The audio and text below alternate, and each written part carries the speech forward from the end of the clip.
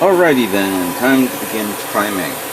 And just was thinking about how I'm going to do this with the priming. I did mention I was going to use one type of primer, but I'm going to use a different type of primer on certain parts. For the whites, I'm definitely going to use the black primer and micro filler, because I want to at least begin doing some sort of pre-shading type effect. I already applied it on the reservoir, as well as some some thinner, because this thing doesn't clogs up, and I don't know, I've always had some issues with this guy, but for now I'm just going to do light passes.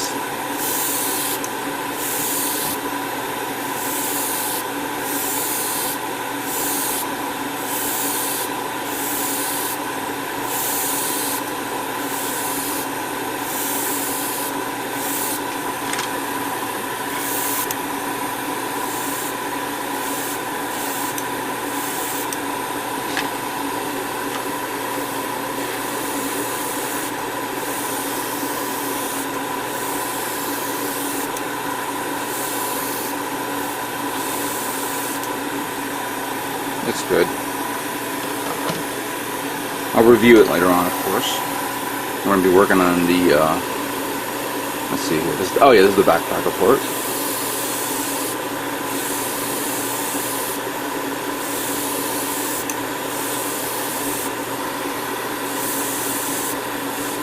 It's a little too wet. That's alright.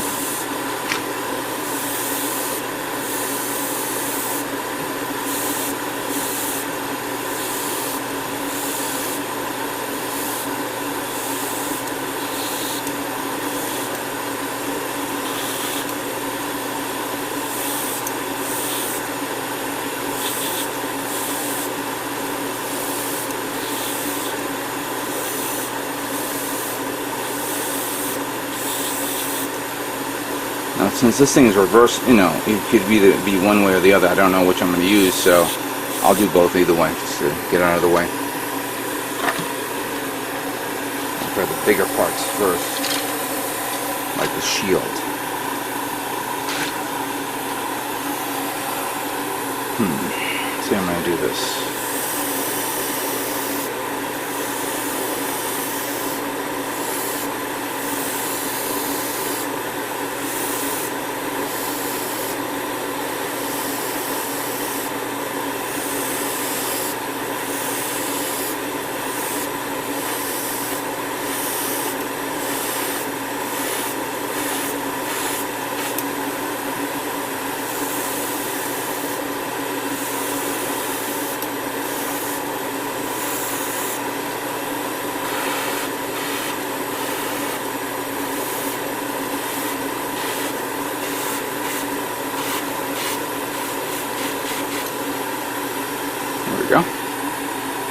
I don't have to paint the insides because it's going to be covered up with the red and the orange, remember?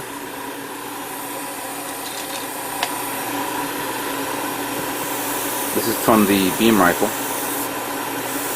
The double-barrel beam rifle, or the twin beam rifle, how you want to call it. Oh, that's right. You know what? Now I just reminded myself of something. And somebody just sent me a comment. I'll explain to you in a minute.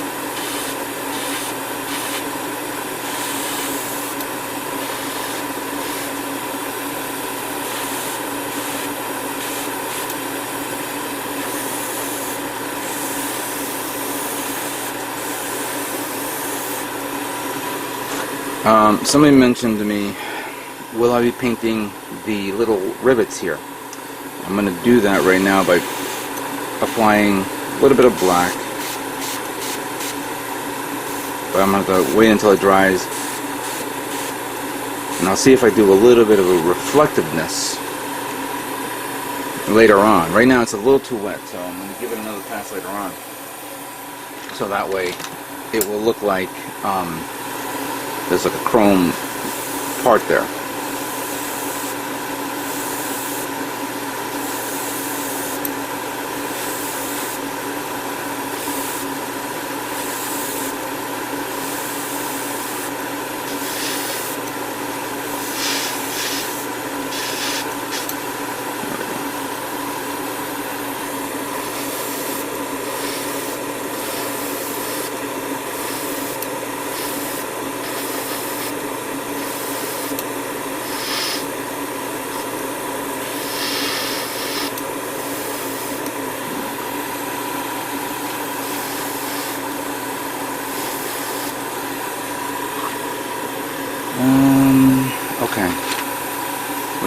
part here, which I don't know how this is going to work, because I can't tell what position this is, so I'm just going to give it an overall pass.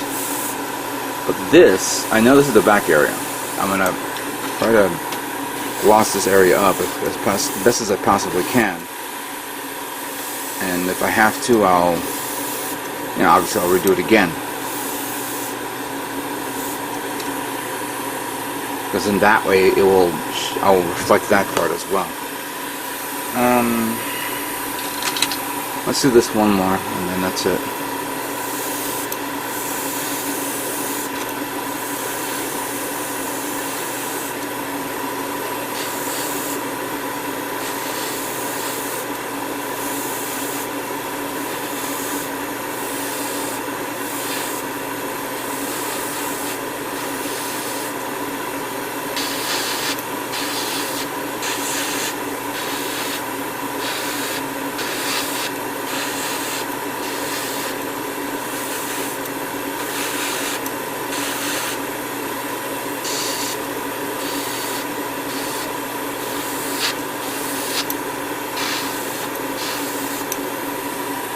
There we go.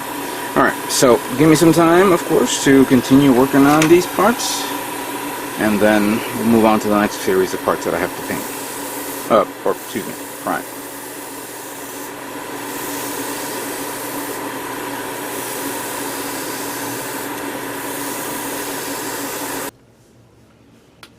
Alright, so this little bit of a mess that you see here is all the parts primed, pre-shaded, whatnot. I've already worked on the white, as you can see here. They all dried, but I have a feeling I may have to redo another pass, and don't know yet. Some parts are showing a little scarring, even if I reprime it again. I just don't know what would be the outcome for it. For most part, let me show you an example here. So here's that low thruster pack that was on the side, and hopefully you can see this here. I decided to prime, give it a pass like that, and then obviously when I paint the next color, it will show. But if you look at the reflection, there's a little scarring right there, and I scarred that or sanded it because I wanted to get rid of that seam line. And it's kind of hard to do it without damaging these two little side parts here. Again, I don't know if you guys can see that. Let's see if I can bend it in the light. Like that, there you go. I don't know if any of you had problems like that, but sanding down the seam line is not an easy not easy, you could say. And for this one, I could have left it alone, but I try to do it as best as I can, and I don't know if it was enough. And another example is this guy right here, where I also did the same thing, because there's a seam line going around the middle, like that. So sanding it down easily over here and in the back and the front, fine. It's the side ones that was giving me a bit of a chore. No problem with the legs, the shield. I'm hoping that came out alright. Now I was going to prime the other colors using a gray primer, but I said to myself, I'm going to prime it so I can re-spray paint it with a the other primer color, so I can show the pre-shading. It's probably a little too much work, a little double work. So I decided to use all the black that I had to paint everything. Most part, all the blue is prime black. You can barely see it because it's pretty much looks like it's black. And again, parts like these, the one thing about priming, it shows if you really sand down your parts correctly. Like for example, this guy right here, which is part of the foot, there's a little notch there that I was sanding it down, but when I primed it, it still showed the little hole there, so I had to re-sand it down again and re-prime it again to get that out of the way. So I came across a few here and there that gave me a little bit of trouble.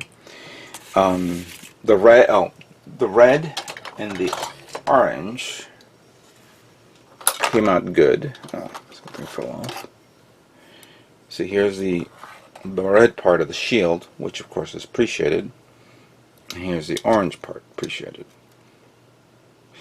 I'm thinking maybe I should put these. Oh, actually, what am I thinking about? I'm thinking of one color on one. So yeah, like once I begin with the red, that'll be fine, and this one, the orange, will be fine as well. So these guys were a bit, not too much of a trouble. Just maybe I should have spread out spread out a little bit more, but we'll see how that comes out.